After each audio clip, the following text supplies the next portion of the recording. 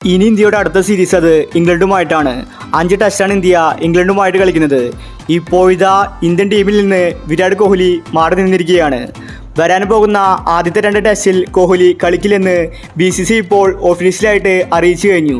Kohli personal reason കൊണ്ടാണ് കളിക്കാത്തതെന്നാണ് BCCI അറിയിച്ചിരിക്കുന്നത്. അതുകൊണ്ട് ഇംഗ്ലണ്ട് ടെസ്റ്റിൽ പുതിയൊരു താരത്തെ ആവശ്യമാണ്. കോഹ്ലിയുടെ പകരക്കാരൻ ആരായിരിക്കും? ഇതിനെക്കുറിച്ചാണ് നമ്മൾ ഇന്നത്തെ വീഡിയോയിൽ നോക്കുന്നത്. ഇത്തരം ക്രിക്കറ്റ് ന്യൂസിന് വേണ്ടി ഈ ചാനൽ മറക്കാതെ സബ്സ്ക്രൈബ് ചെയ്യൂ. ജനുവരി 25 രാവിലെ 9 മണിക്കാണ് മാച്ച് ആരംഭിക്കുന്നത്. രോഹിത് ശർമ്മ, ബുംറ തുടങ്ങി ഇന്ത്യയുടെ സീനിയർ താരങ്ങൾ എല്ലാം തന്നെ ടെസ്റ്റിലുണ്ട്. ഇംഗ്ലണ്ട് ടെസ്റ്റ് ഇന്ത്യക്ക് ആവേശകരമായിരിക്കും. കാരണം ഇംഗ്ലണ്ട് മികച്ച ഒരു എതിരാളിയാണ്. ഇപ്പോഴിതാ വിരാട് കോഹ്ലി ഇന്ത്യൻ ടീം വിട്ട് പോയിരിക്കുകയാണ്. കോഹ്ലിക്ക് പകരക്കാരനായി ആര് വരുമെന്നതാണ് എല്ലാവരും ഉറ്റുനോക്കുന്നത്. ഇന്നല്ലെങ്കിൽ നാളെ പുതിയൊരു താരത്തെ പ്രഖ്യാപിക്കുമെന്ന് BCCI പറഞ്ഞിട്ടുണ്ട്. ഇപ്പോഴിതാ സഞ്ജു, ചേതേശ്വർ പൂജാര, അജിങ്ക്യ രഹാനെ, രജിത് പരിഡാർ ഇവരിൽ ഒരാൾ കോഹ്ലിക്ക് പകരമായി ടീമിൽ വരുമെന്നാണ് റിപ്പോർട്ട്.